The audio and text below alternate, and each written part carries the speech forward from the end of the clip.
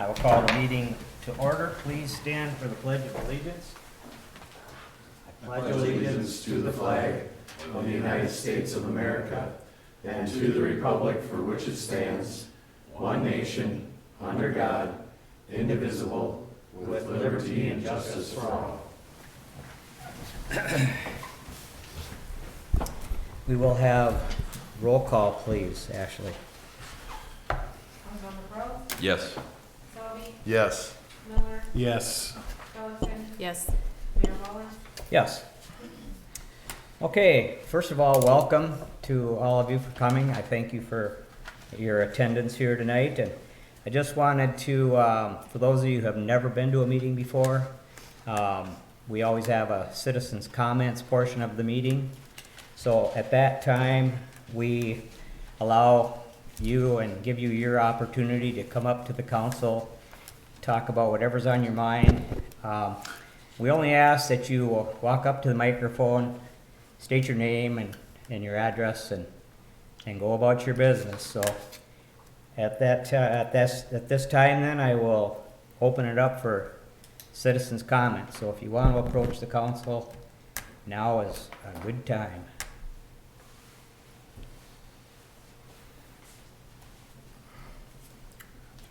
Rick Grossman, 209 West 5th Street in Morse. Last week, I had a city truck that plows the alleys, came through and ripped my recycling trailer, or recycling bin off the snowbank beside my garage and drug it down the alley, busted it open, spread my recyclables down a half a block. And then they continued on. The apartment building beside me had a dumpster. They plowed that plastic one, busted it, spread garbage all through the whole neighborhood. And some of it's on my lot.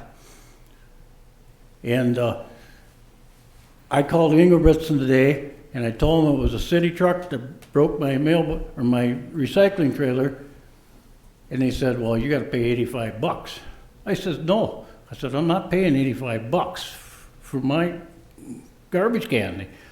And the only reason I put it beside my garage, I've got 3 feet on the side of my garage. They've been plowing the snow up against the wall of my garage for the last 3 years because they got new trucks and bigger blades, and they're pushing it against my wall.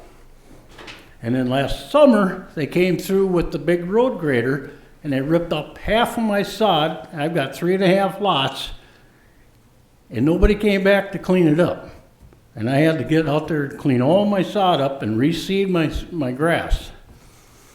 So I want an answer what's going to happen. I'm not paying 85 bucks for a recycling bin.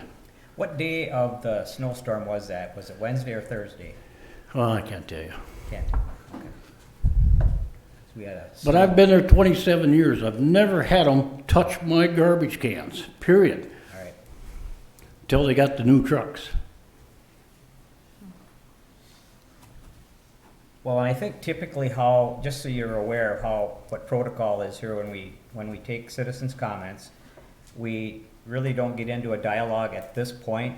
Okay? Rick, what I'd like to do is the council after the meeting, or we'll probably put our heads together and talk about what we think is we need to do.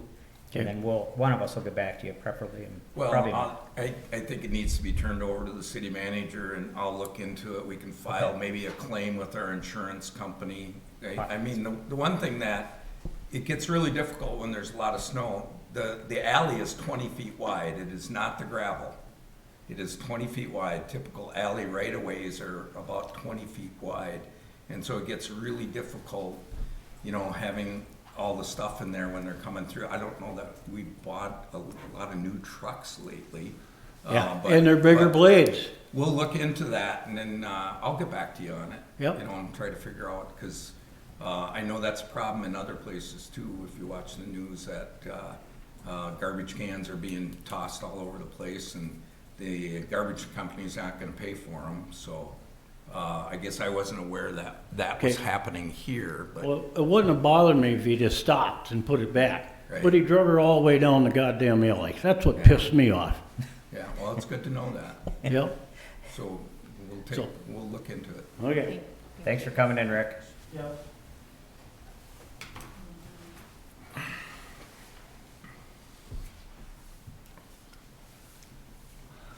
Mike Sachs, 2161 Northwest Drive, North Huntington, PA. In the same vein,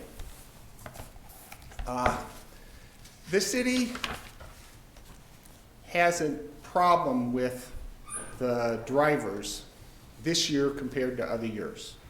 Admittedly, the place we live when we're here in Morris has got a much narrower boulevard than others.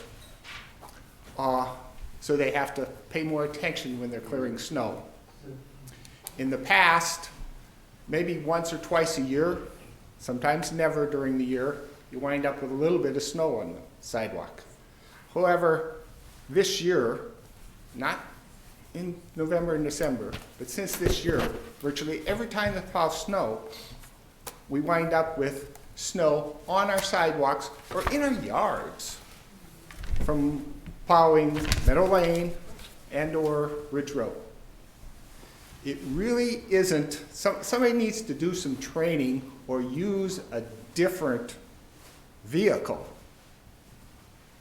Training, just have them slow down, use a different vehicle, the grader will not throw the snow as far so that we're not getting what happened.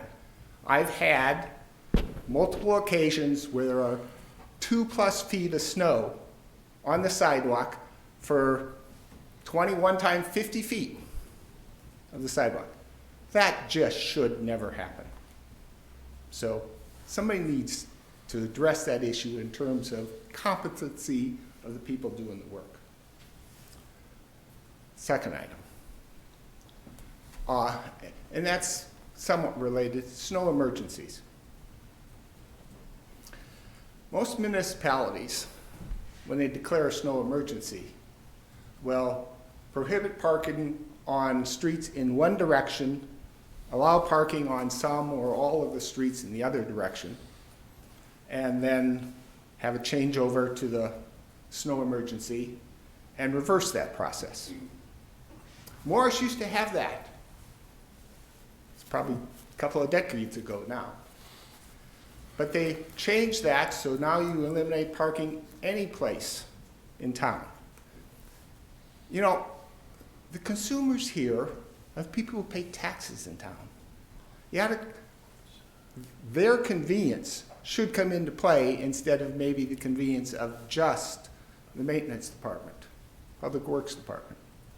Maybe it has some advantage for them, but there are a lot more people that are far more inconvenienced by having to figure out some place to put their car or their cars in that way. Really no reason that Morris couldn't have continued the policies they had back then through now. When would you switch over? Like 1 a.m. in the morning or something? People get out of if- bed to switch your cars from one side of the road to the other? Brian, I believe what Morris used to do, my memory's right, it's not as good as it used to be, it's been quite a while, but they used to declare a snow emergency was a 2-day process. They cleared the avenues one day and the streets the next, or vice versa. That's what they did. Other towns will start an emergency in the evening. And they clear emergency routes, some declared emergency routes overnight. And then the next day they clear streets, and the day after that they clear the avenues after that. There are a number of choices. Morris is a much smaller town, so you don't need a whole day to do things. There are a number of alternatives to do it, but it would seem to me that you'd be inconveniencing the people who are paying the bill far less if you took that approach. An even worse thing happened with this latest snow emergency, in my opinion. Now, maybe my data is faulty, but it has snow emergency Thursday and Friday. my memory serves me right. And I went around clearing sidewalks Thursday afternoon after we cleared ours. And I did not see a single vehicle clearing snow in the city that Thursday afternoon. The snow emergency was still apart. You wouldn't let anybody park on the street, and you weren't using that time to clear streets? Okay, people needed a break, that's fine, but end that emergency and start the next one up at midnight again. It's just, again, the people paying the bills are the customer. You ought to be minimizing the inconvenience to them. That's all I have. Thanks, Mike. Thanks. Thank you.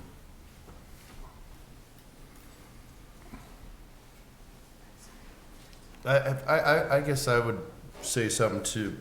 Both of you guys that brought it forth, it's great. I think that you need to come forward and talk about the things that are happening, whether it's employee related or they're plowing down your mailbox or all that stuff. But I think really, and we can get it out there, is we have a city manager, and you come in and talk to him so that he can talk to the person in charge, which Bring it and they could formulate a plan or find out what's going wrong with those things. Because, we're hearing it here, it's great. Now Blaine is hearing it, is gonna go back and talk to them.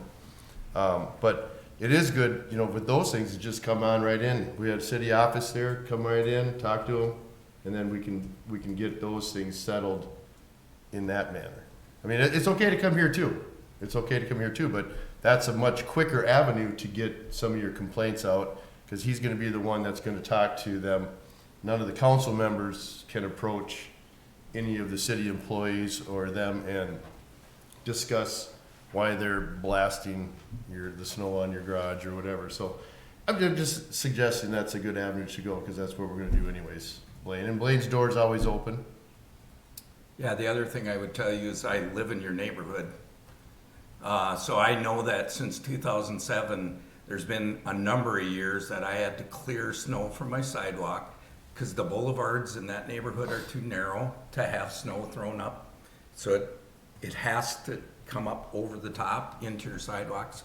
And the other thing is that for the first time since I've been here in 2007, they were not done by the time I came to work on the city streets, because there was so much snow that it was really kind of odd to drive to work and have California Avenue done and the side streets were not done yet, because it took them a lot longer, and they don't know necessarily exactly how long it's going to be to get everything done, and then they have to get the alleys done, and they knew that there's a tremendous amount of snow that was coming, and so it's the first time since 2007 that we actually called a 2-day snow alert.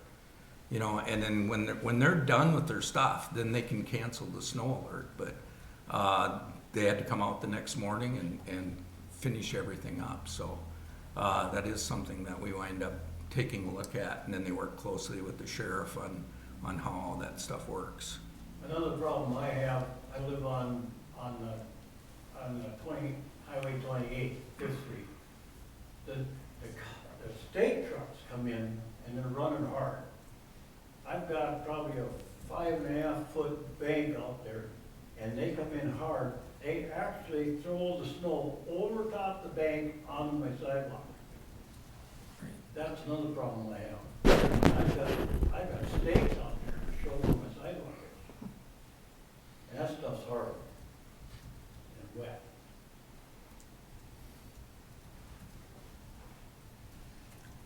Okay. Would anybody else like to approach the council at this time? Is this the time to talk about the hospital project? That'll be coming up. There'll be a public hearing on the ordinance or if you're gonna talk about the conditional use permit, that would be now then.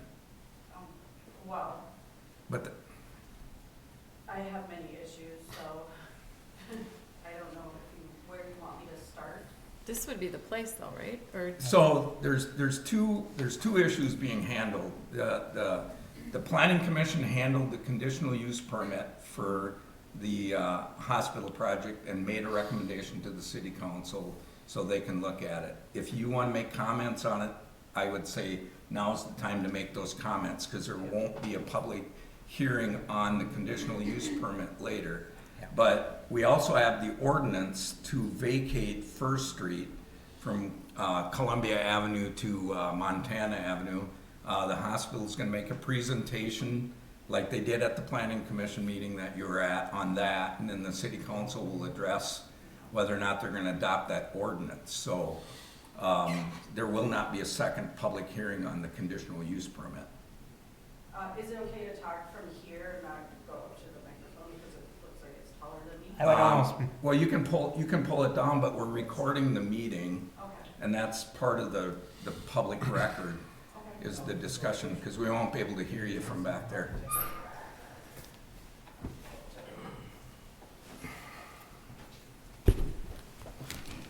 I think you just pull it down. It just bends up. Yeah, just just pull it down. Yeah, Yeah. there you go. just your Thank name you. and address. My name is Erica Stein. I own the residence of 311 East First Street. So I'm basically on the corner of Montana and First. So what the hospital is proposing is basically moving in on my property.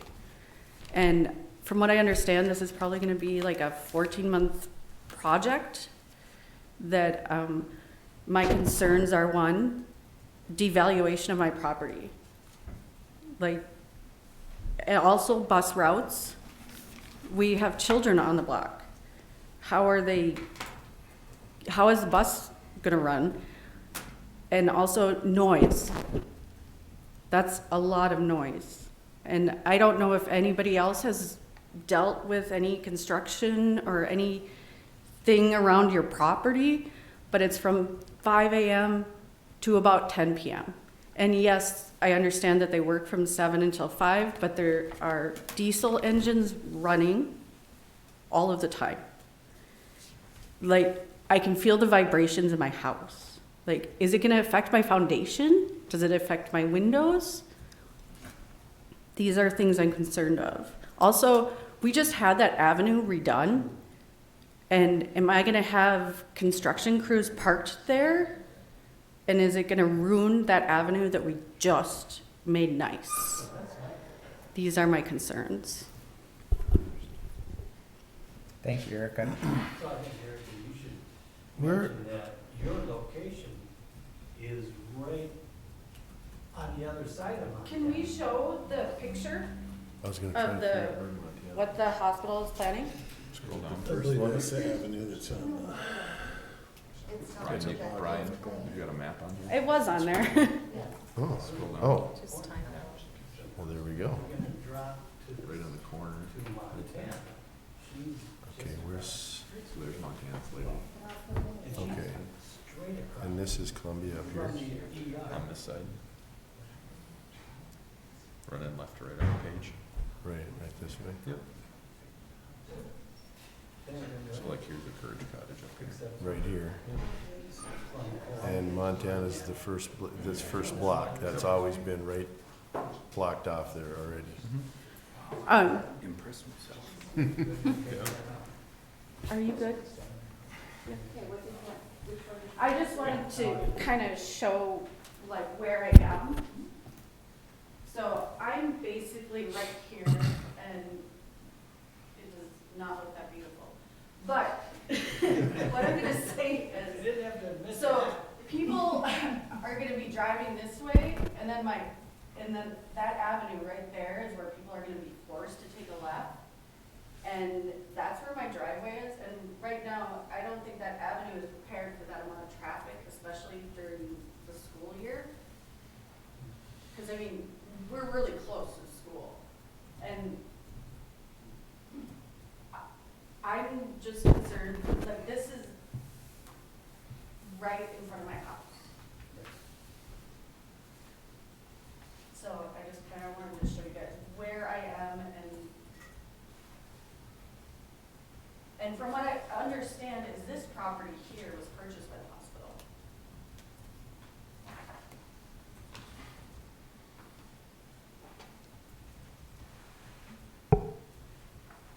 Okay.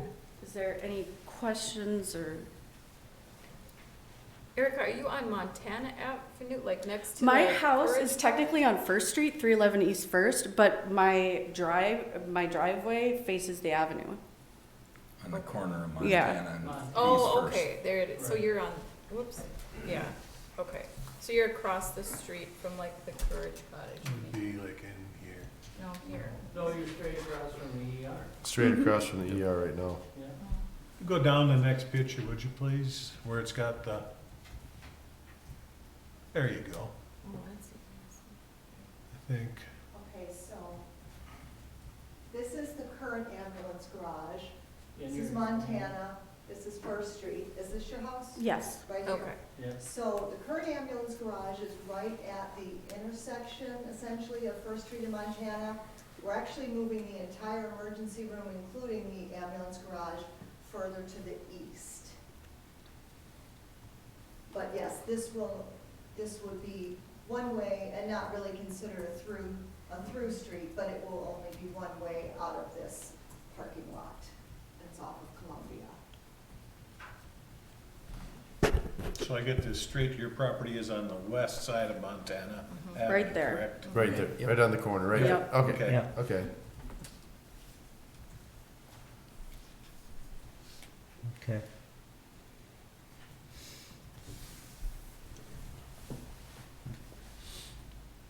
Any other questions for me?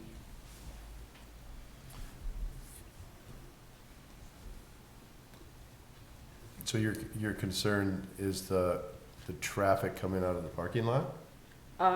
Traffic, parking, Maybe on an island. yeah.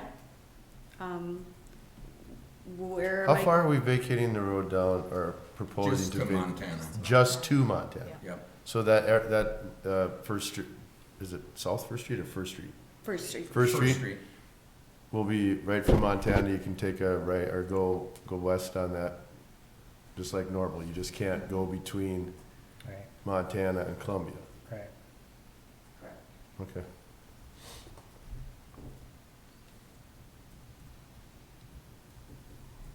So Erica, going past your house, is that gonna be a two-way again? It's gonna be Yeah. a two-way in front of my house, and then past that, it will not be. And as What- of Well, now, you're driving into the parking lot is what you'd be doing, correct? It's gonna be a one-way, Oh, it is a one-way? so there won't be, But there it's won't be not any through. traffic going beyond Montana. Yeah, it's not a through, it won't be a through. No, So it's not even a street, considered a street. It won't be a street, it'll be a drive, like a driveway coming through there.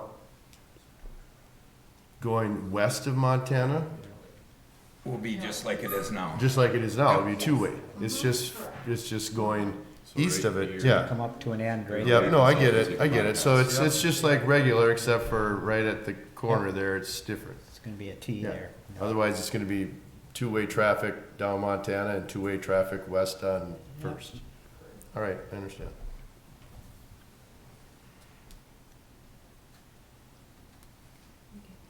are there any other questions, or we're good?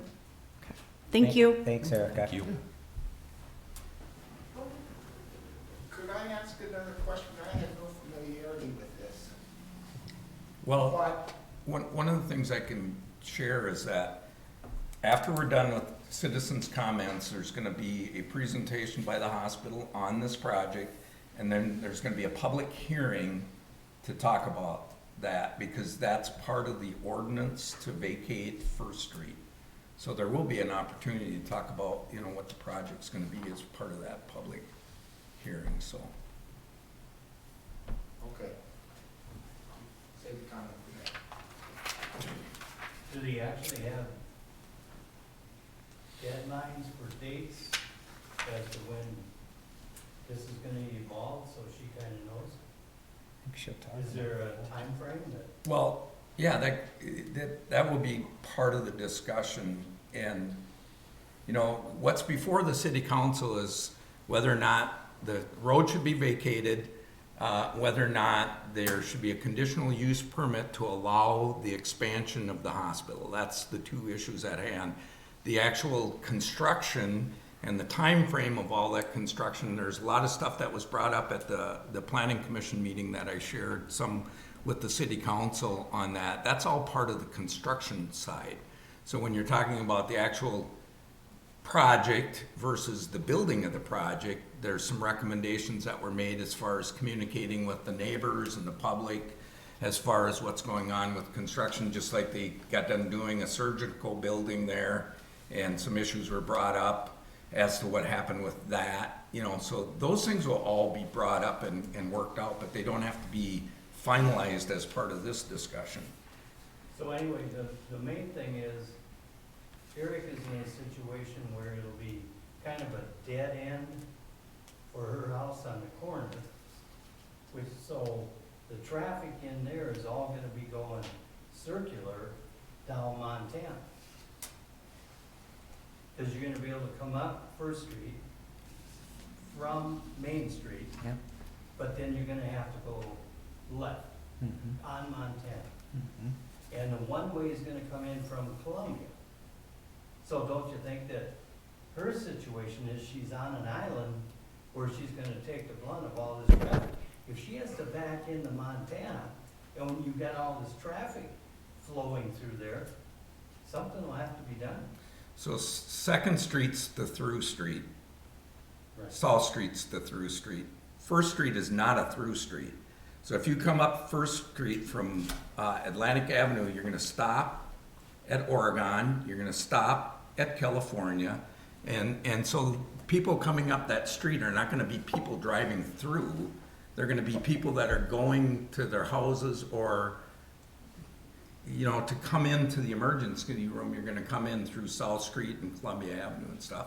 You're not gonna get back in there, and So the source of the emergency is gonna be, you can run First Street up to Montana, and also you can run ambulances from Columbia, the one-way, back to the emergency room, is that correct? that's the way they're gonna be coming in. So coming in Columbia and the one-way is the only access to the ER? Off Columbia, that's correct. Right, Yeah, that's what I mean. right. Point. What do you do with the flow coming off of Atlantic? It's Oh. gonna dead end. Well, they'll learn that it's not a debt. So They'll learn that, education is they'll come get them in, to drive? so what's gonna happen is when they build this fabulous new emergency room, Doesn't help the her. public will be told exactly how to get to it. So she can live in the fabulous emergency room? No, it's gonna be across the street, she's across the street from a hospital, so I understand. think, Would you all wanna live there? well, and, you know, you should come up to the microphone and introduce yourself. I'm Greg Grossman, don't worry about it. I'm Well, just then- saying, it makes common sense that if you're stuck on that corner, who would wanna live there? Point. That's all I have to say. You guys could all live there and see what you would think. So you gotta take that into consideration. Maybe it'd help if I went to the microphone. Do I need to reintroduce myself? No. Okay. I have lived here in this property for over 20 years. Do you know how many reconstructions I've lived through? I'm kind of like, no, it's too much. I don't think the contractors have been very respectful of the neighbors, and I don't think the hospital has been very neighborly about telling us when these construction things are happening or when it's happening, and haven't been very timely about it. And as for a mother of 2 children, I have concerns about living on a block for a year and a half where my children can't play outside because there's going to be construction vehicles outside all the time. And I'm just saying, after 20 years of living there and going through, what, 4 or 5 reconstructions, would you say? Yeah,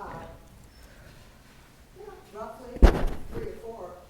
When I first moved to my house, there were houses there outside my window. Now I have a big brick building that I can just see into. And I'm sure they can see me too. So my concern is for me living in a residential neighborhood, how much is this corporation company going to affect me in the future? So, thank you. Thanks again, Erica. All right, would anybody else like to approach the council at this point? Otherwise, I will close the citizens' comments portion, okay? We'll move on now to the public hearing. We have a second reading of ordinance number 118, vacation of East First Street. And then I will bring it back to the council because we'll need to have a motion to allow that second reading.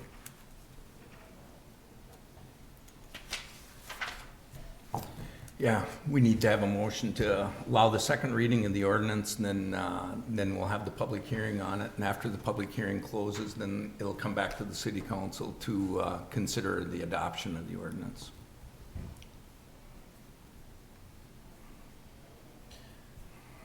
I will make a motion to allow for the second reading of ordinance number 118, vacation of East First Street.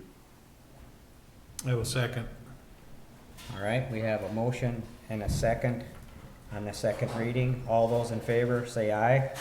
Aye. All those opposed, same sign. Motion carried. And then I would open the public hearing and then. Okay, now I will open the public hearing and we'll turn it over.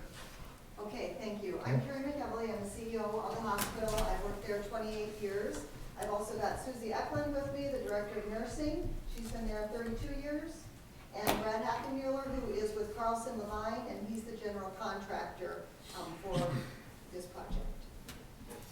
So thank you for having us, and hopefully I can address your questions here. All right. So first I wanted to mention that we did consider several other locations. We've actually been working on plans for a year now. And so here's the current ambulance garage. So this is Montana and First Street. So we looked at towards the west. We looked at towards the southwest. And there are reasons that those two locations did not work in particular. One of the most important is when you have an emergency room, you have to be close to CT scan, X-ray, in particular CT scan for things like car accidents and strokes. And the minutes matter, how quickly you get that person into the CT scan. So this blue area here is the imaging department. So when we considered this southwest corner, which adjoins the clinic, so right here is where you enter the clinic. This is quite a ways from imaging. In addition, there is a grading problem. It's quite a slope there, so it wasn't possible to find a good place for the ambulance garage, and it was looking like we would have to have an elevator just to get a person up to the level of the emergency room, which is not ideal at all. Also, in the future, this would be the most likely possible expansion place for the clinic. Over here, we had a similar issue to the west in regards to the grading was also a problem there, the slope. And it's also quite a ways from imaging. And in both of these paths, you're going through the main part of the hospital and clinic, through corridors where you would encounter other patients. Like right here is the lab and x-ray waiting room. And so the path was just not ideal at all. And the urgent care area right here is not zoned, it's zone B instead of I. And so these hallways are only 6 feet. So there was also fire rating issues and things like that. But we did consider other options. And given all of those things, and with patient safety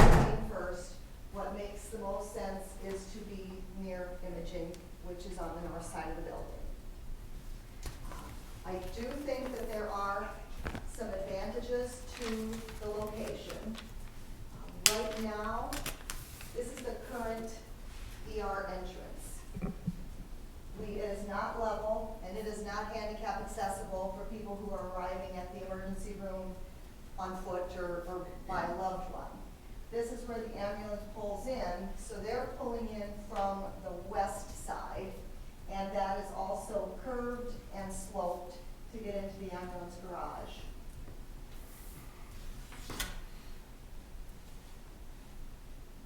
At night, this is what it looks like. This is all going away. All of these bright lights, this awning won't be there because people will enter from the front of the building, which is facing Columbia.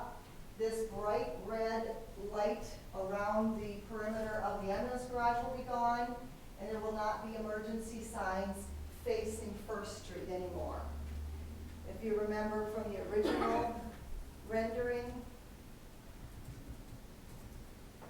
so this is where people will enter from the parking lot. And this is a schematic design. This is very preliminary, but that is the proposed signage, and that faces Columbia. So I believe that in terms of lighting, which is disruptive to the neighborhood, this is a big improvement over that. And as I said, it's moving quite a ways to the east, so it is moving further away from the property that was being discussed.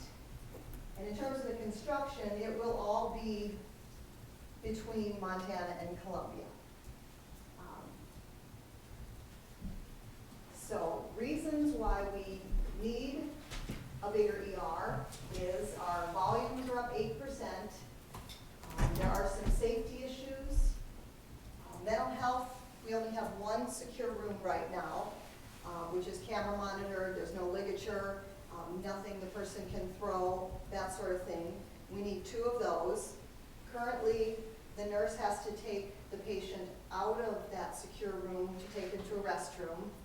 In the new plan, these would be the secure rooms, and they would have a restroom in between them with an empty room in front of it for the nurse to be outside the door when the patient is in that restroom. We would also have TVs mounted that have shatterproof coverings. Right now, we can board a patient in the ER for 15 to 24 hours or more trying to find an inpatient mental health bed in Minnesota, which is extremely difficult.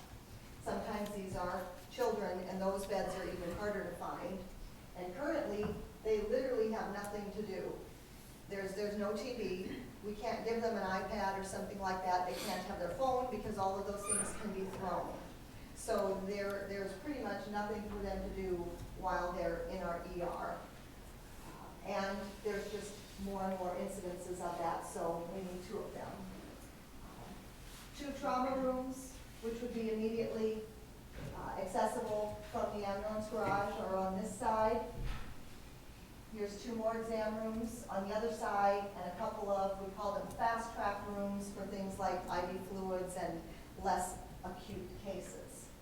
But the whole design is a horseshoe, and that is so that in the center nursing station, all of those rooms are in view.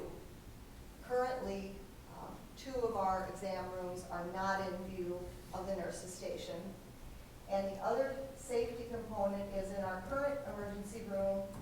You walk into the nurses station, there's one entrance that is also the only exit.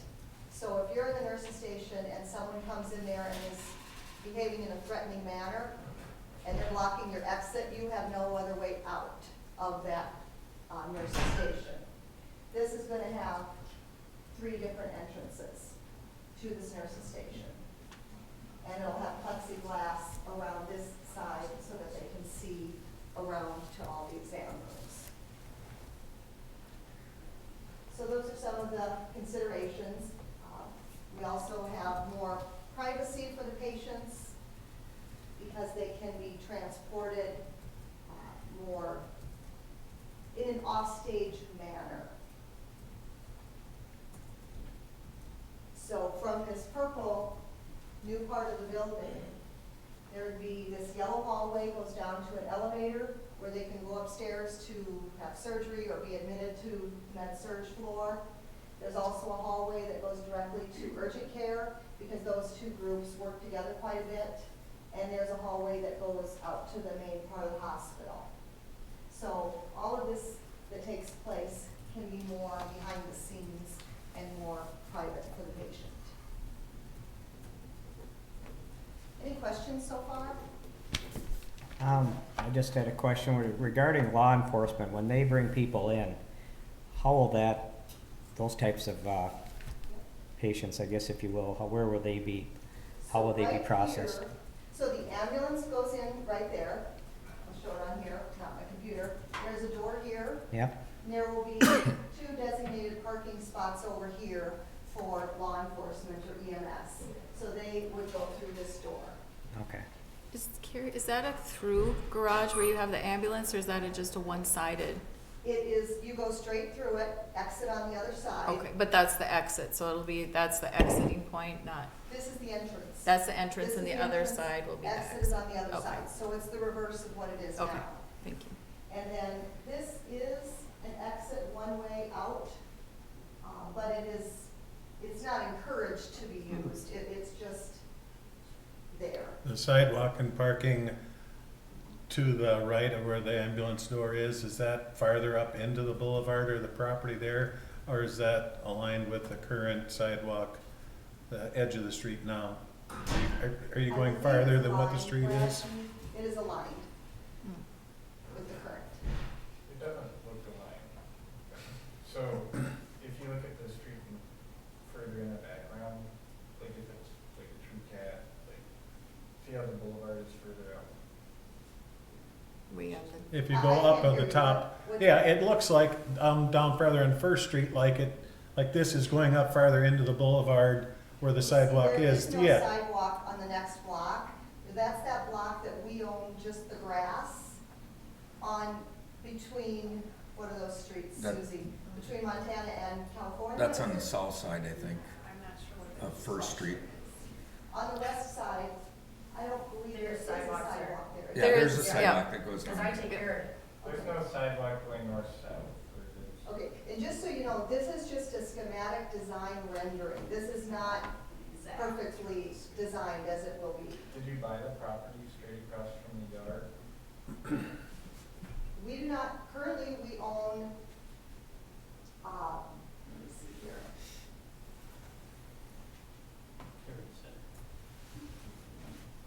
Here we go. Okay, so this is the Courage Cottage. That's been there 20 years.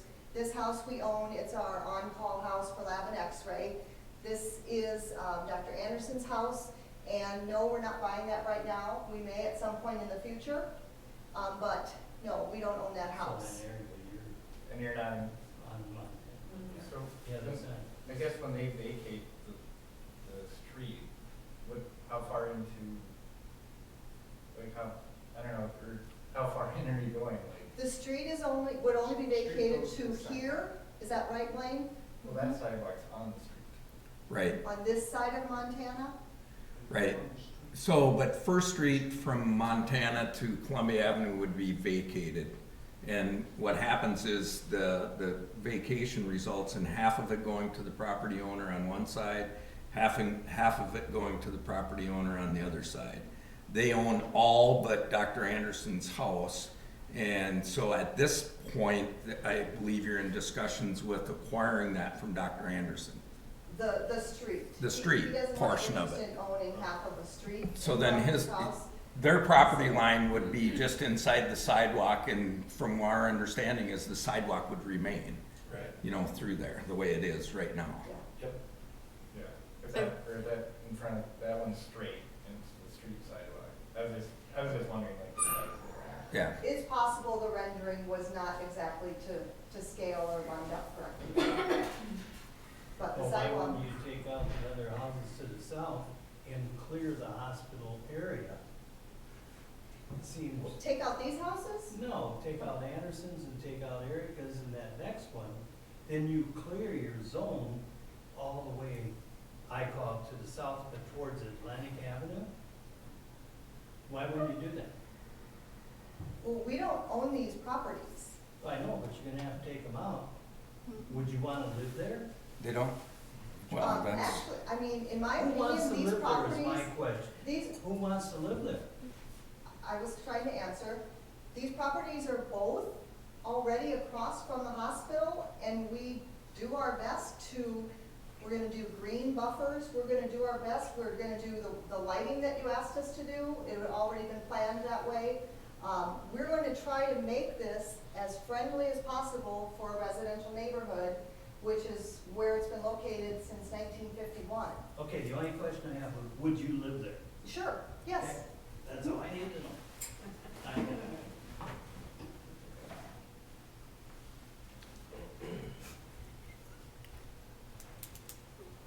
Would you ever, I guess, just so, would you ever have plans for further, so say you buy Dr. Anderson's, which is probably likely, what's, I mean, would you ever come up to that or to the alley? If I owned Dr. Anderson's house right now, I would be using it as a snow house for my employees for things like last week. Because there are a lot of people who have to come to work the next morning and they live in Chicago or they live out in the country and it's very difficult for them to get back to work the next morning. So in my head, that's the best use of that if he sells it to us in the future. So there'd be no plans for, We currently have no plans, and like I said, there are other places that other expansions could happen in the future. The pink and the green.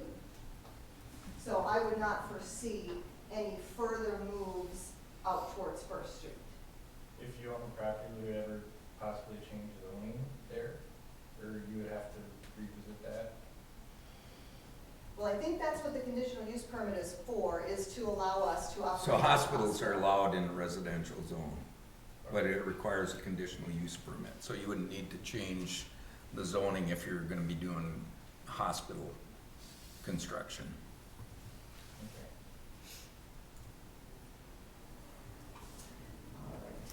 So, Susie, can you think of anything I've forgotten in terms of from the nursing perspective?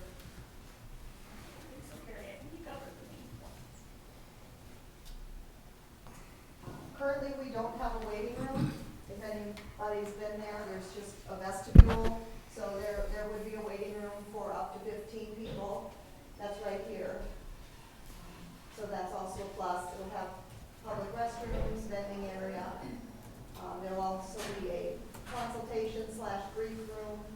If there's something particularly bad happening to a family, they don't have to sit out in a waiting room in public. They can kind of have their own room to be together.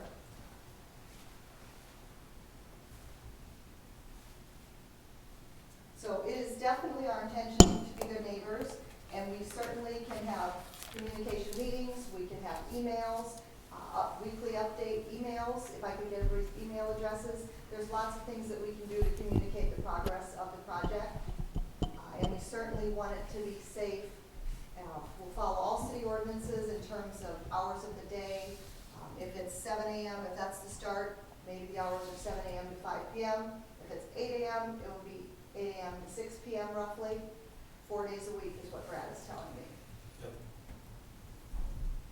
There'll be 4 10s, Monday through Thursday, they'll do 10-hour shifts. So Fridays, Saturdays, and Sundays, it won't be any construction.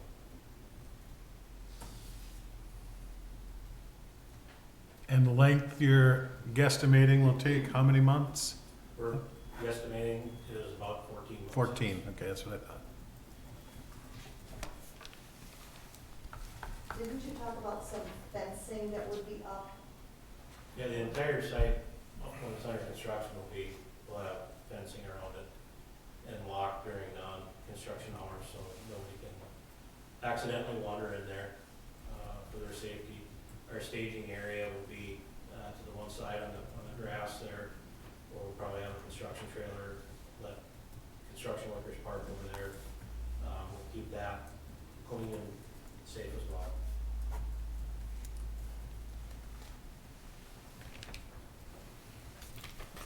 What's the access gonna be to the current emergency room when, during construction? We we'd have to determine that, but one of the discussions is right over here. This is the area where most clinic patients park. Some of them park down in the lower lot, but this is the clinic patient parking lot. There's a door here that goes into a back hallway by the lab. This gray area is the current ER. We're talking about having this become handicap accessible with a ramp and having this be the ER entrance.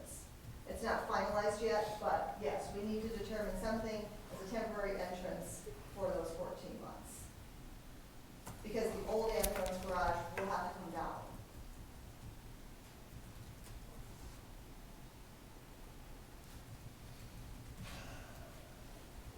May I ask a question? Where are people gonna park? Which people? People, construction workers, anybody visiting the ER, families? They'll all park on the lower lots, because that'll be the new entrance. So they're gonna have to walk around to get into the ER? Yes, Well, if they're going into the ER, they would park over here like they would for a clinic appointment if this is the entrance we end up using. So they would just park over here just like if they were coming for a the clinic existing appointment. ER is the gray block. Yes. This is Right the down current there. ER. So instead of coming in from this side, you'd be coming in over here at the point where the building is. Do you think people would do that? Sure. They're gonna have to, because we'll have fences and everything up and signage to direct traffic. Right in front of my house? No, it'll be up to Montana, it won't be in front of your house. But Great Falls? Up to Montana. You are not creating a temporary parking area as part of this whole project? We have excess parking right now. You can actually tell in this picture. We have plenty of parking in this This area. afternoon, that entire parking spot lot there was plumb full. If somebody, if you, no, just a minute, let me say, you guys need to consider this, because this is a real problem. This afternoon at about 3:30, if somebody needed to get to the emergency room that you're proposing, they wouldn't have been able to get within 60 feet of it. And there wouldn't have been any place to park. They've been parking in the lower part of that lot. And you're gonna put construction workers in there? Our We'll be construction parking- workers, our We won't be construction parking in workers the can parking park lot, on so the we park in the grass. grass. Yeah, and then- they can So park on the you're grass. creating a temporary parking spot, but it's on grass. For the construction Yes. workers. Okay. Just for the That was construction the answer workers, to my but for question. patients, I believe there's ample parking in the upper clinic parking lot, the lower clinic parking lot, and then urgent care patients park over here, like they do now. Because that entrance will still be open. Urgent care entrance is right here. So those patients, there's handicap accessible parking right here. There's the urgent care entrance, and then the other patients park over here. So that part wouldn't change. Are you considering using the current entrance to the clinic as the emergency room exit? Seems to me that provides the best pathway, and if somebody's actually going in there with a wheelchair or whatever, you can get there far quicker by just going down that straight hall. Well, this is a straight hall too, you take an immediate right, immediate left, and you're in the emergency room. And all of Nowhere these near are that kind 8 of feet. space. Pardon? Whatever. Oh. I'm being an engineer, forget it. This is, also, you're walking through a lot of people with your patient if you come in the main clinic entrance. And there's sometimes a line, unfortunately, of people waiting to register. So you'd have to bring your patient through all of that traffic down here to get to the emergency room. I mean, yes, it's being discussed. Like I said, we have not finalized it. Those are the two that we're discussing. It hasn't been completely decided yet, but there will be parking over here. How is that gonna be communicated to the community? Put out a press release, put it on the radio, it'll be on our website. We can send out communications, like I said, for the neighbors, And signage. social media, Signage, signage, yeah. signage at the location is gonna direct you to that area. Is the signage, the blue signage still on Ninth, is that still on First Street? Or is it, You mean the H? yeah, That would likely move, possibly. I don't know what's involved in that, That'd be, but once it was done. but I think it's still there. And even I though think it First Street is. isn't a through street I think it is there. on First. I think so. The H sign.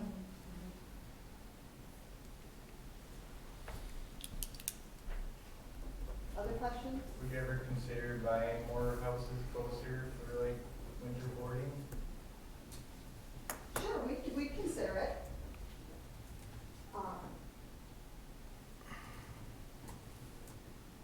Yeah, I mean, we don't have a huge need, but like I said, a snow home would be handy. My question is, after the 20 years of existing there, why hasn't there been more of a plan for any of this? We actually just had a master plan conducted by architects, and they're gonna be presented to our board in March. And so they spent a lot of time walking around the entire facility and thinking about the future. I agree, there have been additions put on here and there. The urgent care was done very quickly during the early stages of the pandemic to get patients away from the healthy patients. So that one was done in quite a rush. But we have had a master plan done, and we are trying to make plans for the future. I showed this last time, but let's see. And I would say also with the growth in our ER numbers and the pandemic caused us to realize that we're not truly set up. Like, we could be to best serve the community. When the pandemic hit, we had to convert a couple utility rooms into exam rooms, which then we've made do, but it's not the best setup. We can do better in providing care in the patients that are in those rooms, and an ER like this provides better patient flow, better supervision of the patients, and just better overall safety in general. In terms of that master plan, as far east side of the building is the oldest part in 1951. In the master plan, that would eventually down the road likely come down. And so, Brad, maybe you can explain how this would be built such that that would be able to come down without affecting the new part of the building. Yeah, can you go back to the floor plan? Oh, okay. This one? Yep. So, a little smaller. Currently, the 51 building is kind of this cross-shaped building. It's very old. It's just getting in worse condition as years go by. So not anytime soon, but there is a master plan being done for the eventuality of that coming out, so that they can better utilize that space with updated facilities. It's just really old. And the spaces in there are just not conducive to any of the new upgraded facilities that, for the room you need for room to room, because of the structure that was built in there, everything is very tiny. Derek, I feel like maybe you might be asking why we didn't do this with some other construction that was taking place at this time. Is that? I think Well, there's a lot. money is a big part of it. They obviously, they can only afford to do so much at one time, and in so many places. So. And why is it now that we're addressing the construction crew and parking now? Is it because I brought it up? Brad's been the general contractor on many projects, and his recollection is that people have not parked on Montana. They may have parked on First Street. And that can be solved simply by, we'll just tell our guy in the pre-construction meetings that there is no parking allowed on Montana, or even the north side of First Street. We can keep them all here. We're, at any one given time, there's not that many people on site. We can only have so many guys inside of that building. There's only so many people can do. The last project, like for urgent care, we probably had, at one time every day, probably 5 workers in there, 5 to 6 workers. Maybe you, but what about Riley Brothers? Riley Brothers had the one, Well, Kirk Riley, or Jim Riley and Sons was they did all the excavation, for out here. And there was an operator and then the trucks coming in and out. Parked all around my house. Yeah, again, that's easily solved in a pre-construction meeting where they're not gonna be down here, all the construction will be up here. So you're gonna have your guys with their tools and then trucks parked over here, Yep. and they're gonna walk back and forth? We'll still have some of the guys, during construction that will use this upper lot closest to here. So what All about the the first cars? construction. Well, they enter from a different area. Because I'm sure their neighbors are concerned about parking also. Yeah, well, that's something that will have to. Certainly, construction projects are definitely inconvenient, and I Right. do empathize with you for that. But our hope is that we're better serving the community and our patients by creating a better, more efficient and safe emergency room. And our goal is to make it effective and do it in as convenient a manner as possible. And certainly, I can't speak to projects much past 2 years ago, because that's as long as I've been CEO, but if there's ever an issue, call myself or Susie directly, and we will deal with it that day. We can only deal with something if we hear about it. So please call us, and we're happy to go look into whatever it is you're not happy with. As well as our superintendent, he'll be on site, full time. So if there's an issue, we'll have his name, you guys will have access to it. We'll call him and tell him, hey, this is bothering us, or whatever it is, and we'll do what we can. We do it all the time for the hospital when we're working there. If there's issues that they're having inside, or we get a stop for a little while, we do. But it is, construction, so we do create a little bit of noise here and there, but we try it as much as we can to make it tolerable. But it is a construction project. Yeah, I just think the parking's kind of it might be like a sore spot from the past. This would be prior to your time, but. Well, to Gary's point, I never heard of that before. Yeah. To be honest, I've been doing construction on this hospital since '98. I've done every project here, and this is the first time I've ever heard of any of the neighbors complain about parking. So if I know about it, I can adjust it. It wasn't necessarily construction, so it used to be like nurses, we used to park up and down the street, like to the point where they like wouldn't remove snow.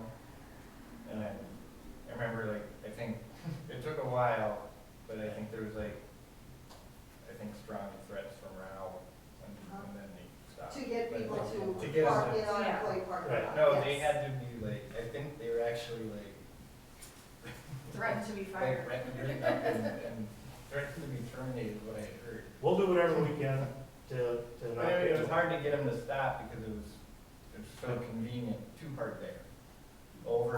And so that, I'm just doing some backstory, like why, it might seem easy, right? So It might be actually, harder than. that should get better too, because there would be nowhere for a nurse or any other worker to enter on this side of the building that would make sense for them to get to their working spot. Because the entrance for the ER is over here, and urgent care is here, and nobody enters work. They can't just cut through urgent care, nobody would do that, because that's patient care area. So, I don't, resolved that problem. Yeah. yes, Yeah. right. But I think it's less likely to ever start up again even, because it's less convenient for them to get to an entrance. With the fencing, like the new parking lot, where it's vertical or perpendicular to the road, where it's currently slanted, are you fencing out Down here, you talking? or This to side? the east? Well, we're gonna be digging in this area, and so the whole thing will be fenced off, so we don't have. I'm referring to the white, like, will you fence To off? where? Yeah, How like, far will the fencing come over here? All the way to Columbia. All the okay. way to Columbia? As far as communication goes, I have had issues with my entire yard being flagged to the point where I can't mow.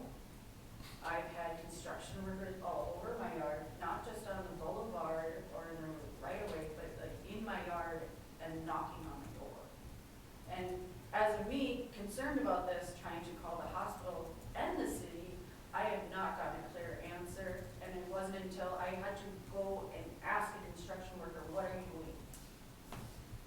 Well, those would be people that are doing they're not actually construction workers, they're, utility Utility marker workers. people that are marking out utilities, where they're running and where they go. Which So I understand we don't is accidentally important. hit a gas main or anything like that. So, Like, I can't control where they're marking. I don't foresee why they would be marking down there, they should be marking up this way for this project, but, you know, I'm It just all saying it's a depends on- communication issue that I can't get a clear answer from anybody when I call. And, I mean, now I have a direct line, but yeah. when I called before, I got nothing. Well, unfortunately, I didn't know about that. Gary probably know about it, so now that you have that situation. feel And free to there call. are flags on my property right now, under the snow. Well, they're probably not from us, because we haven't done anything yet, so. And maybe the city has answers to that too.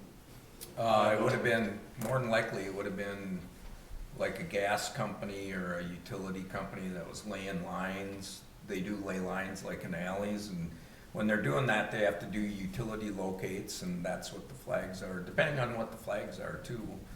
Sometimes will indicate what utility is actually being marked there, but if you're on a corner, you're gonna probably have stuff going this way, and you're probably gonna have stuff going this way. I understand that, but I mean, I've had flags in my lawn for months.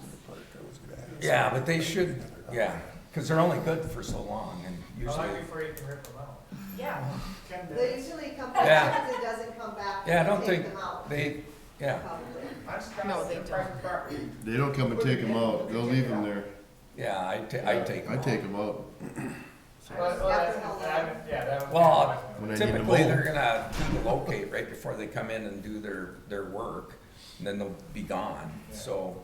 Code is you have to have it marked 48 hours before you can start. As you see that. So they're only good So- for like a week. Right, yeah. And they typically will call ahead of time and do it, so. We can let the kids have at 'em, I'm sure.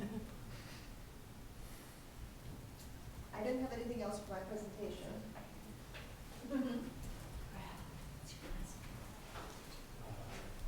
would ask if they have any other questions. and then- Anybody else in the audience have any questions before we close the public hearing? looking at this rendering, I don't see how that's gonna work. And What part of it? Because, I mean, when people right out like that, and they're parked sideways in front of Courage Cottage, right? Yeah. Angled parking? Yeah. Yeah. Correct. Again, this is just a rendering, so the parking will be situated, it's not been finalized yet. Mhm. So they may change that to angled parking yet, I don't know. But this is just a rendering of what you're more getting the I placement. see that, but I don't see how it's gonna, Well, Like- you drive in this Yeah. way and then out that way. Right. I don't think we're gonna have enough space. That's a double wide there right now, and that's what, we'll say that way. We'll set it up in whatever way maximizes the number of spaces. Yeah, and I think what you think, like, it looks like I think you would end up getting closer to the building, the original, the 51 building than you are now. Or Yeah, it's gonna push a little bit closer to the 51 building, those parking spots. Yes. So that there's room for that island to make room for that loop. it may Where be you nice. enter the building here, if you turn left, that's our current First Street entrance to the hospital. And then there's NovaCare is right off of that entrance. So you'll still be able to get to NovaCare through this entryway. If you turn right, you would go into the emergency room, waiting room. And if you turn left, you would be going to NovaCare. So there's a bit of a vestibule here. And then you turn left, this is our current entrance on First Street, this is NovaCare over here. And then to the right will be that waiting room. Maybe nice to keep parking perpendicular to encourage them to go back to California. Well, Yeah. that was one of the thoughts, and then also signage and lines on the pavement, so. Because if you angle, they'll go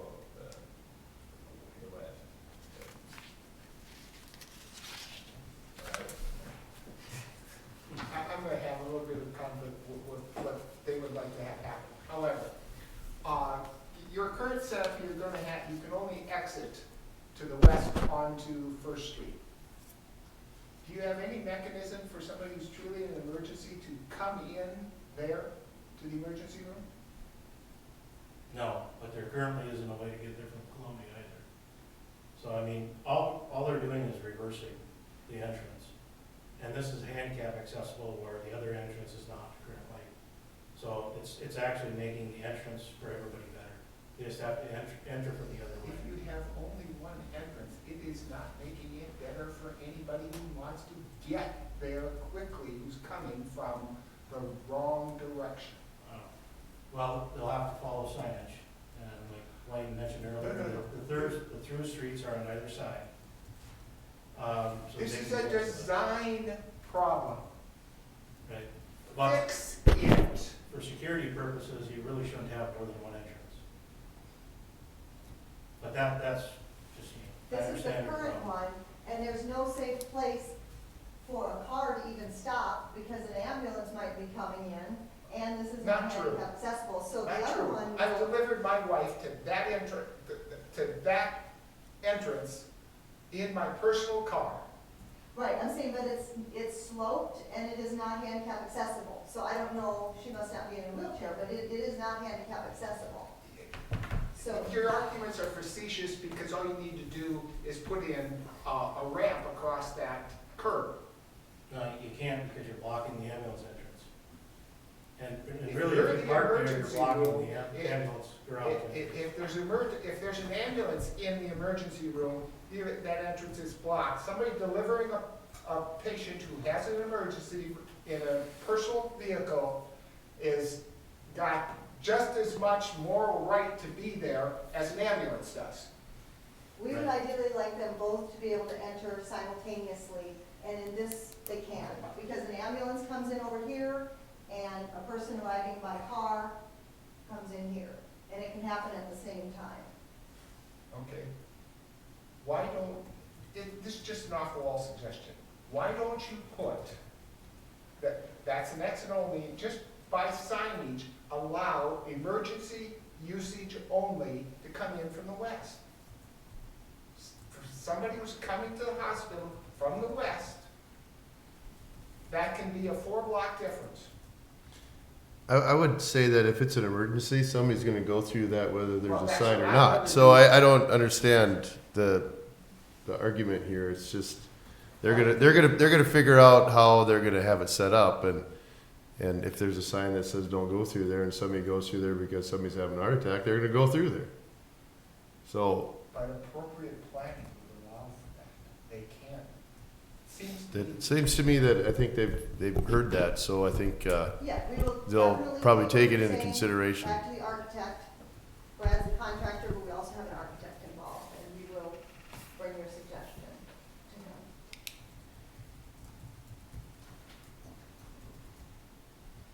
Thank you for your time. All right. No other comments? Then I will close the public hearing. We shall move on to the next item on the agenda, which is reading and approval of the February 14th regular meeting minutes. No, you actually, the next step for you would be to adopt the ordinance. We had the motion to, We had the motion to have the second reading. Now the next step would be to adopt the ordinance. It requires a 4/5 okay, gotcha. member vote. Before we do that, yeah, okay. Yep. So then, yeah, I'll back up then. We'll just have to have a motion to approve, To adopt the ordinance. to adopt the ordinance 118, vacation of East First Street. So I'm looking for a motion for that. I'll make the motion to adopt the ordinance as stated. I will second. We have a motion and a second. All those in favor of that ordinance, say aye. Do we have to We have better a have roll voice call. vote? I think it needs no. more fifths. Well, you can have everybody say aye, and if somebody's opposed. Resolutions, normally you have roll call, but Okay. not on an ordinance. This is just a motion, so. Okay. All right, we'll say that again. I'll just need all those in favor of the ordinance number 118, vacation of East First Street, signify by saying aye. Aye. All those opposed, same sign. Carried. Now, we can move on to reading and approval of the February 14th regular meeting minutes. I will move approval of the regular minutes from February 14 meeting. I'll second. Okay, motion and a second. All those in favor say aye. Aye. All those opposed, same sign. Carried. And now we will have the approval of the condensed version of the minutes for the paper. And I will move approval of the condensed meeting minutes. I'll second that. Motion and a second. All those in favor say aye. Aye. All those opposed, same sign. Carried. Now we'll move on to the consent agenda, which consists of the audit of city bills, gambling reports, and bingo application, Morris Area Women of Today. And I guess I will move approval of the items on the consent agenda, and I will turn it back to the council for any items of discussion. I'll second that. Have a motion and a second. Any discussion on that? Items on the consent agenda?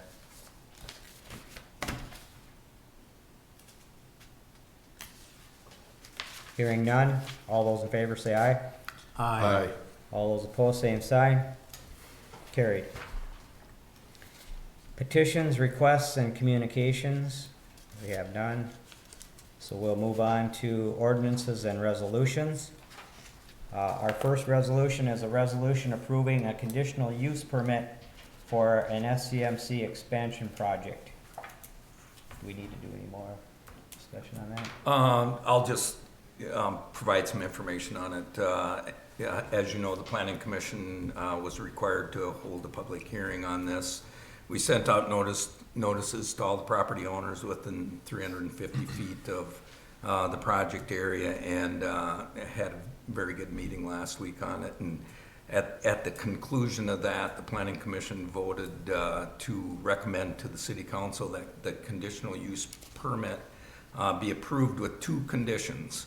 One, that the lighting for the project be provided to reduce the amount of light being focused outside the site into the neighborhood and sky, to include lighting on the buildings, signage, and parking lot lighting. And then the other condition is that noise from permanent equipment like air conditioning units, generators, and other equipment on the project be kept to a minimum by utilizing the quietest equipment possible and proper screening methods to prevent noise where required and appropriate. So those would be two conditions that would be placed upon the conditional use permit if approved. And one of the things I would just share with you, there was a lot of other discussion during that public hearing on that conditional use permit. We did get a lot of information back from the SCMC on the questions that were being raised, and particularly with regards to these two conditions. They've already talked to the mechanical contractor and the electrical contractor about meeting these requirements, so they've already started that process of putting into place. And lighting today is pretty much a whole different thing than it was before. So dark sky compliant, anybody that's been around the City Council knows that that's been an issue for years now, making sure that light is shining where it needs to be and nowhere else, and the way they do light fixtures, it works that way. So that's the recommendation from the Planning Commission, is to approve the conditional use permit. And Zach was there, so. Yep, yeah, there was a lot of really good discussion, lots of very good discussion, and those are, and I asked, and those are in addition to this conditional use permit that's in there, so these also apply.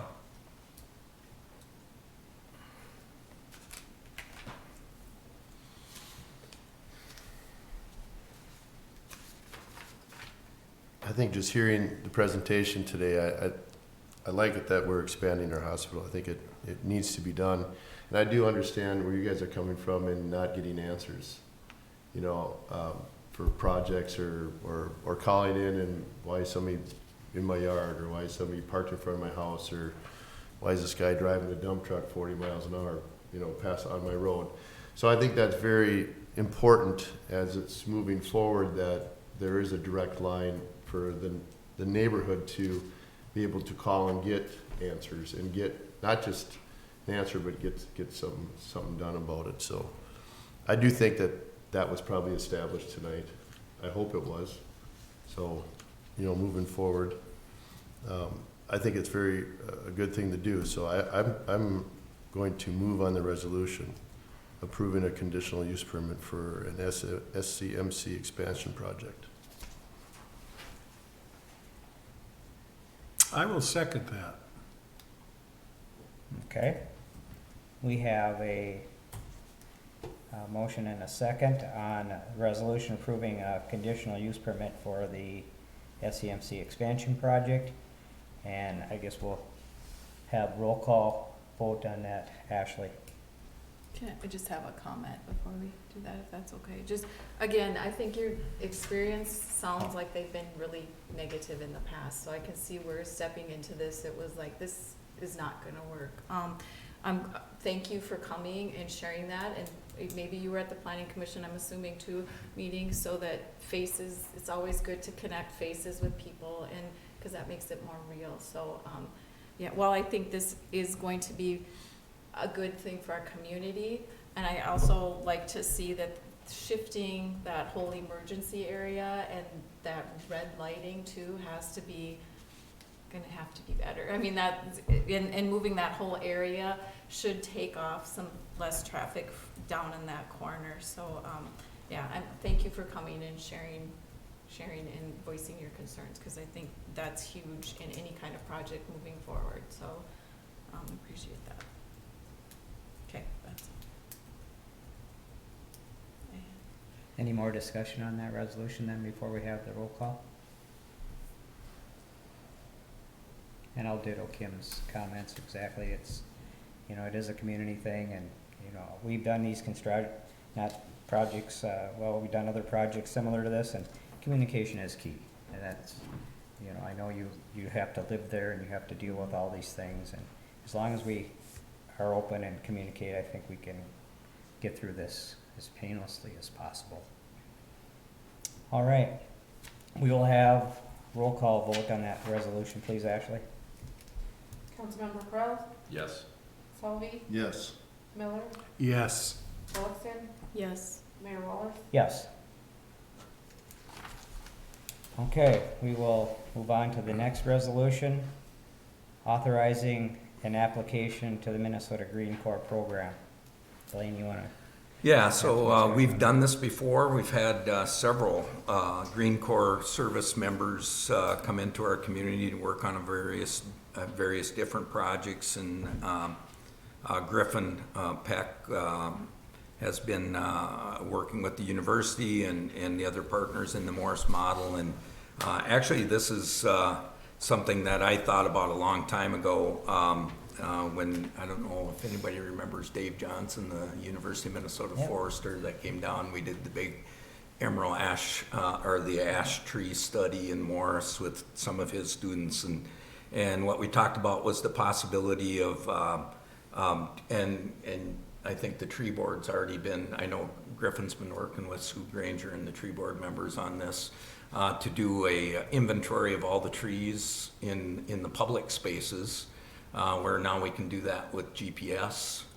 We actually did that for the information that was needed for FEMA. So we actually GPSed every tree that was damaged that we asked for support from FEMA on.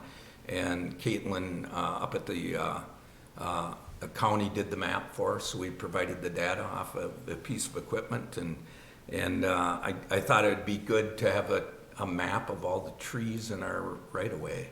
That we can have a forestry student come in from the university that knows how to tell what species the trees are. We could get a location, we could get a rating on the trees, what kind of quality they are. And if we needed to, we could actually then produce a map, say with all the ash trees, or a map with all the elm trees, or things like that. Plus, there's some other things that we're looking at. We're an MS4 permit holder for stormwater, and there's some things that we need to do to educate the public. There's some things that we need to do to inventory and kind of watch over our stuff. So we're recommending that the city council pass a resolution authorizing us to submit an application to MPCA Green Corps program to have a service member come out here. They pay for the person to come out and do the work and intern with us, working on some of our projects that we have. Any questions? So there's no guarantee, obviously, that we get selected, Right. correct? Right. I looked at the estimated number of hours on the work plan, and that's a lot of hours. Are they pulling from different areas in the community for volunteers to get No, some of this what they accomplished? would do is they would select an individual that, probably a college graduate, that would like to go into the AmeriCorps program. In this case, it's MPCA has what they call the Green Corps part of that AmeriCorps, and they would fund a 11-month position to come here to be in Morris. We would house the person like we did with the last two in City Hall, and then they would go out and they would work with the different partners like the university. We actually had a person before that did some work on tree kind of things, and they pay them, you know. So it's and then they get, if they stay the course of the program, part of what they get is there's a grant that they would get to help them pay off like college loans and stuff like that. But it's a very good program, and really the hardest part sometimes is trying to find the right person to fill that position that we're looking for. I know the last one we had actually started late because he couldn't really find somebody right away. But we've been pretty lucky getting service members.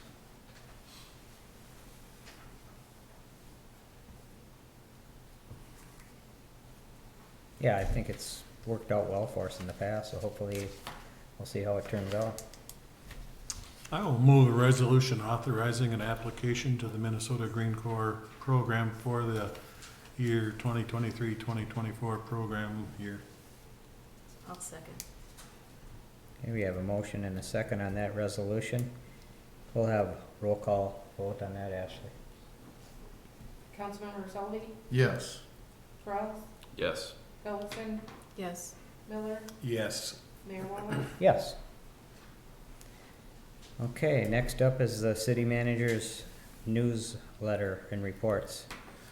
I think I'm just gonna touch on the legislation part of it and then answer any questions you might have on the other parts of my newsletter. But we've been tracking what's going on in the legislature. One of the items that we're very interested in is what's gonna happen with legislation on earned sick and safe time, because it looks like that's probably gonna be something that we have to deal with. Actually, the city of Morris already provides some additional leaves for part-time people, 30-hour-a-week employees already. So it's gonna be a matter of where this all fits into what we're doing already. But, you know, the way it looks is for all the employees, for every 30 hours that they work, they receive 1 hour of time off that could be accumulated up to 80 hours, and it could be used for a number of different things, probably beyond what we actually allow within our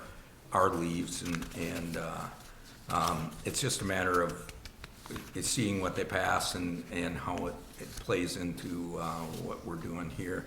And then the big one that we're watching right now is what's gonna happen with local government aid based upon the bills that are being entered into the House and Senate. It looks like they're targeting $150 million for local government aid increase. And I think I shared this with you before. The run that we looked at for the city of Morris would give us probably another $400,000 a year in local government aid, which is our biggest revenue source for the city, and we use that to keep taxes down. you know, and that's what we would wind up doing. So, you know, when we look at increases moving forward, if we have additional money, we would utilize that to help pay for those so that we wouldn't have to raise taxes.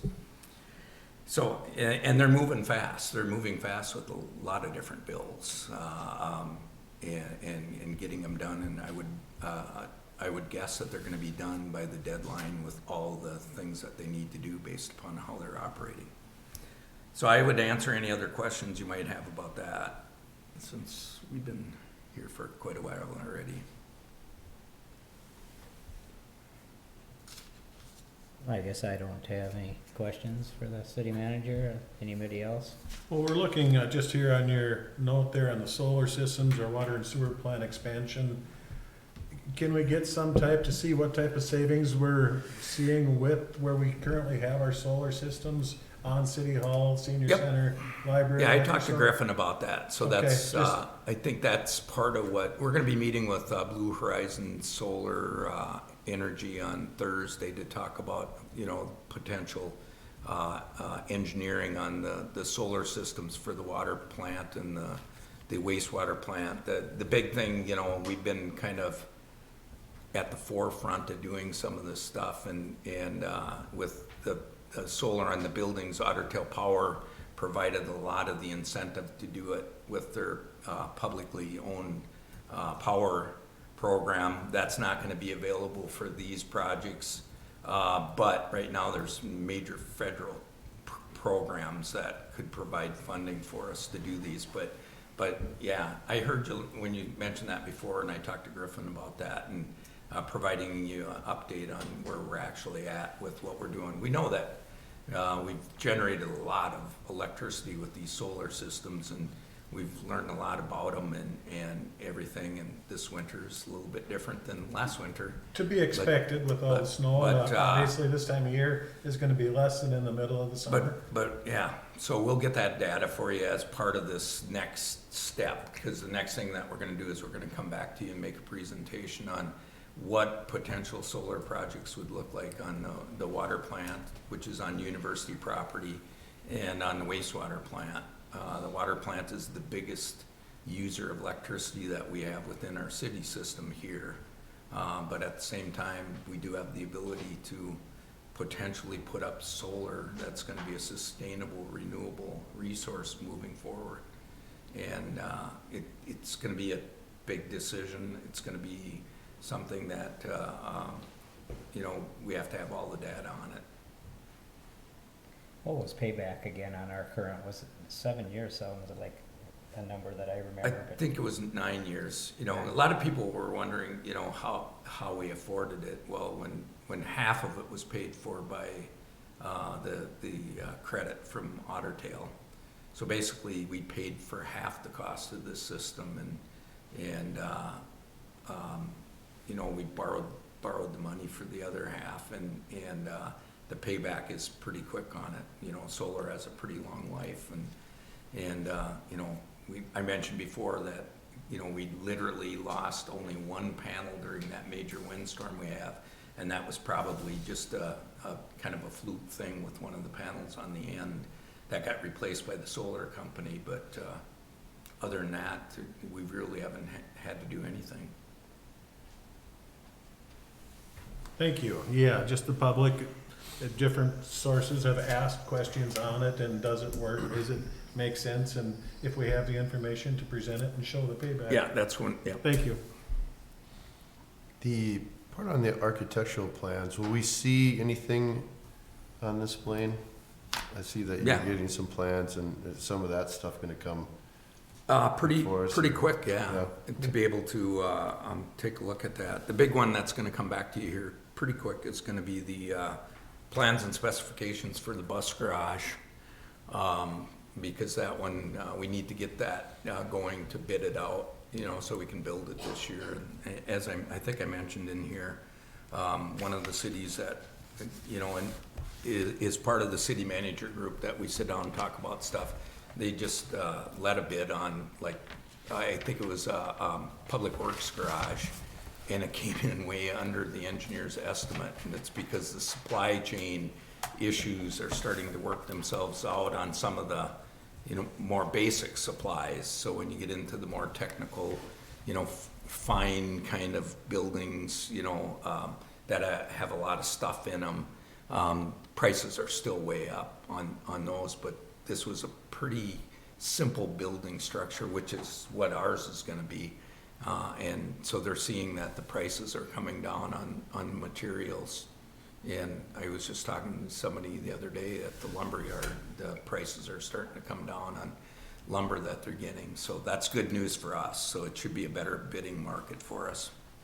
That's kind of, you know, it just says, you know, some of the stuff on maybe the library or the liquor store or Wells Park. Those are just some possible ideas for plans, or do we have some concrete plans that are kind of coming forth there that we're gonna see? So the first step was to come up with the idea, and then we decided that we're gonna have an architect drop like preliminary design and stuff. And so actually the liquor store's got a really good preliminary design for adding on to the back of the building, going towards the alley, which we have room going towards the alley to add some space in there for additional storage and coolers and things like that. And so that's being refined a little bit, and then it'll come back to you to take a look at it.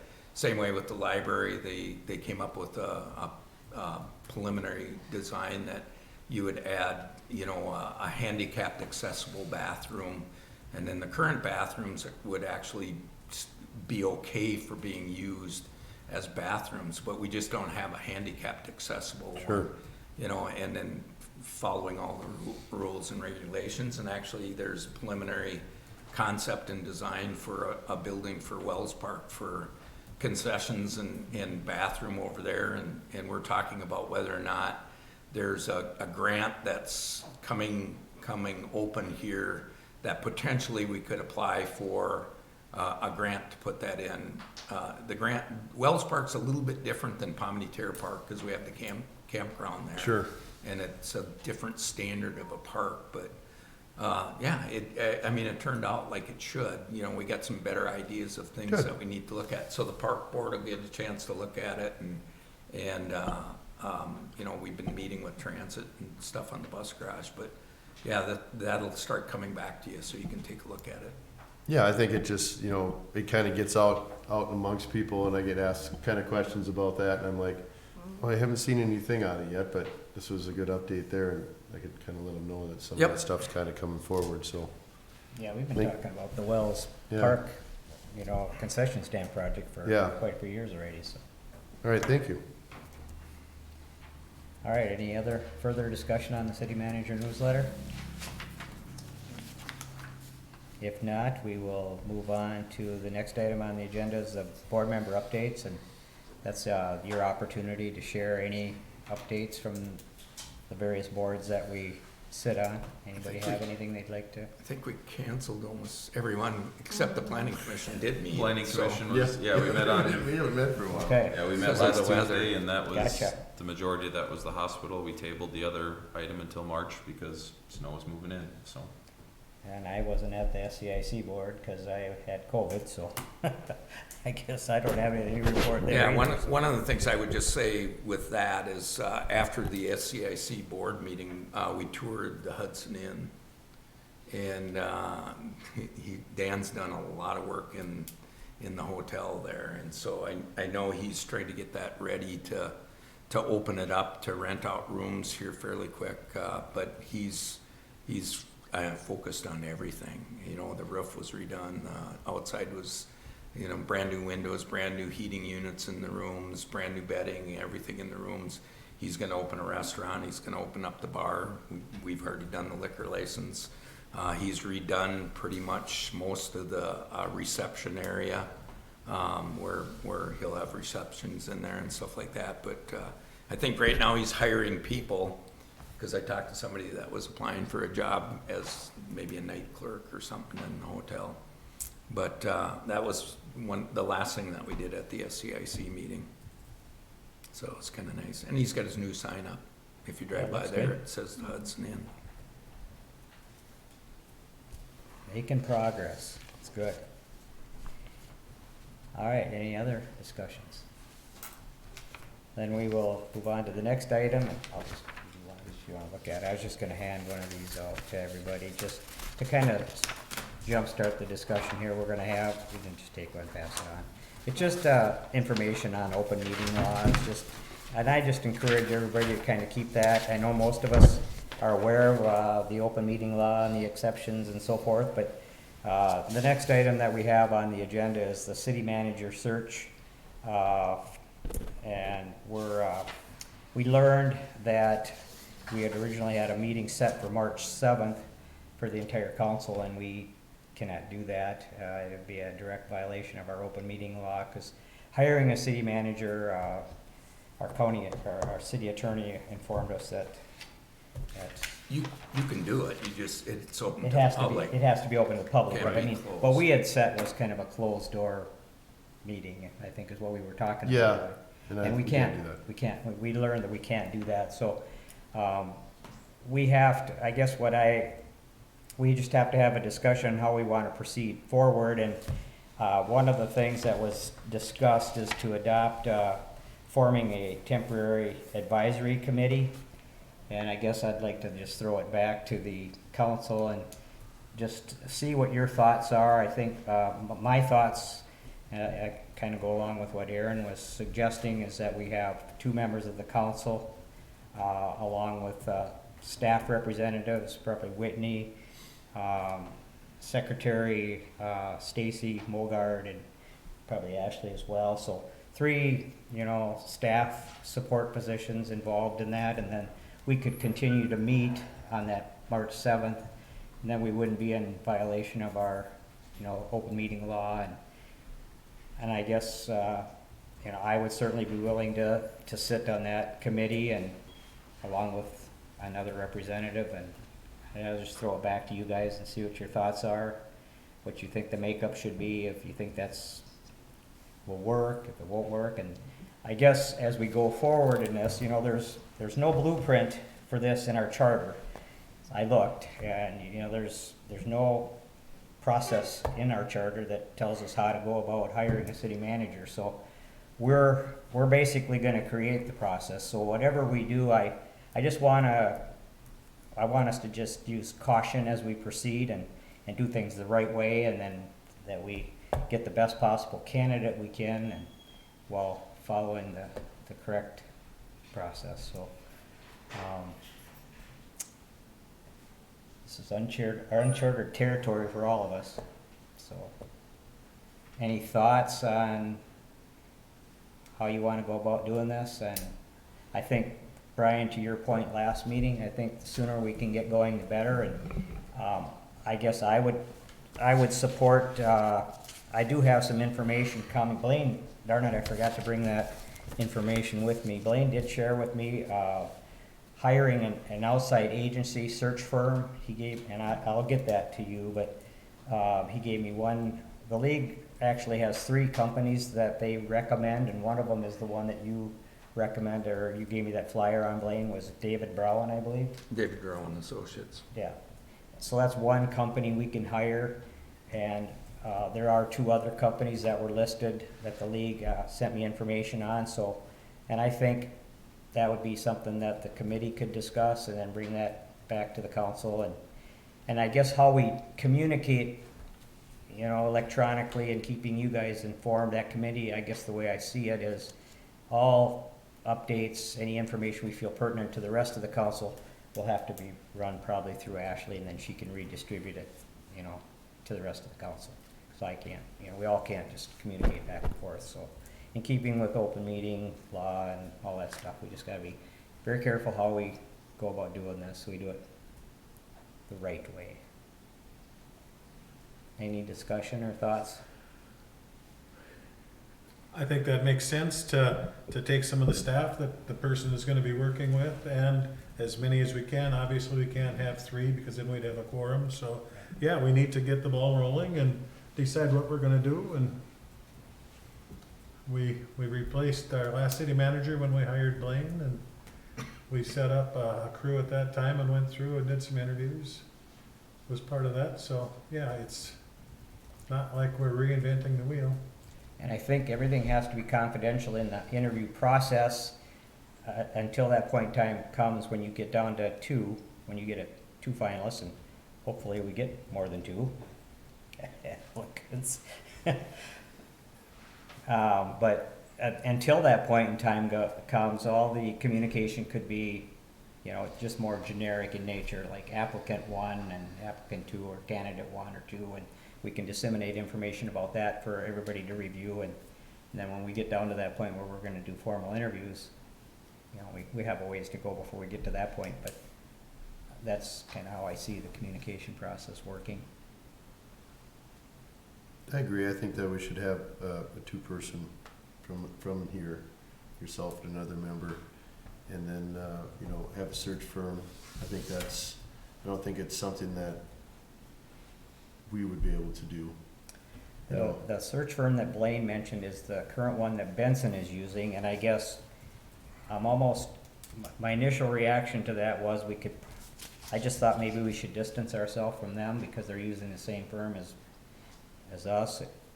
I mean, I don't know, I haven't spent a lot of time researching really any of the firms, but, you know, that's just one thought I had, maybe if we could distance ourselves from the same firm that they're using, because I think that would be a little awkward, but, you know, maybe it would work, I don't know. But when we get the information for the other 3 firms, the committee can, you know, Whitney and I and the whole committee can discern, and the final decisions, of course, will be all of ours, but, you know, I would certainly be willing to be on that committee. Anybody else specifically want to be on it, or you want to nominate somebody, or how do you want to do that? do you want to nominate somebody? I think Don't all jump on that's at a real once. Volunteers? Don't all No jump on at volunteers? once. I would take the time, I goes mean, down to the new guy. I would make the time, but I guess yeah, it's a very important decision for us to make. I would be willing, but I certainly don't have to if Oh, someone else that's is fine with me. interested. I think it would be great for you guys. You jumped Yep. on it first. Jeff and I? Jeff and I and the Yeah. 3 staff positions? Yes, I That's- agree. Okay. And right before Aaron, 2 things, right before Aaron left, I think he leaned back towards a resolution. Oh, So Yeah, we putting can a have a resolution to establish that committee. The other thing I would tell you is that, I suggested that Whitney be on there, because Whitney's really the second in charge, but, and also Stacy Mogard, because she's actually the deputy city clerk, and she's confidential. I would not want to see Ashley put on that. Stacy can do all the minutes like she does with the planning commission and stuff like that, but, definitely those 2 staff people, because I do not want to be part of any of this. You know? all right, so then we will need to put that in the form of a resolution, so we could just say, we'll need a resolution adopting, forming a temporary advisory committee for the purpose of hiring a new city manager. Are you making that motion? That's a motion, yes. I'll second it. We have a motion and a second on that resolution. That being a resolution, we'll have roll call vote on that resolution, Ashley.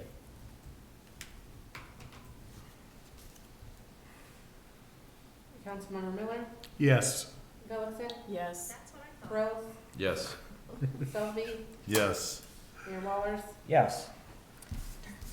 Okay, now we have that established. Are we okay with the notice we gave the paper, Blaine?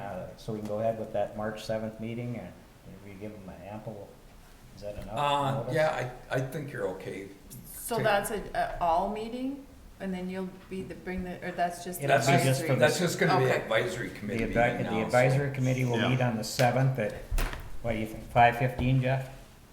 And I You know we can- could do it here, in council chambers. Yeah, or the, So it'll be just you and I and Stacy and Jeff, right here, 5:15 on the 7th. We'll get the ball rolling. Excellent. Thank you 2 for doing that. Appreciate that. Hopefully you talk like that when we come back with it. Yeah, I you will. know, again, thanks to City Manager Hill for giving us 4.5 months to find a replacement. That's much appreciated, and I'm confident we all put our heads together, we can come up with a suitable replacement for you, Blaine. I guess the only other business I have, I'll just open up to you too, but I did receive a call from Ann over at the library, and she was wondering if I wanted to be on the library board. I don't think we ever did kinda put any closure to what we were gonna do with that board spot. There is if anybody wants to volunteer to be on that I board, said I would, but then I never got any information. and I I don't kinda put it on hold because, Yep. so, yeah. you wanna be on it Yeah, then? That's fine. I'll be Okay. on it. So then, do we need to approve that, Yeah, a motion? yeah, we'd have a motion to approve that appointment. All right, well, I will make that motion to appoint Councilmember Gullickson to the library board. I'll second. Motion and a second. All those in favor? I, Aye. All those opposed, same sign.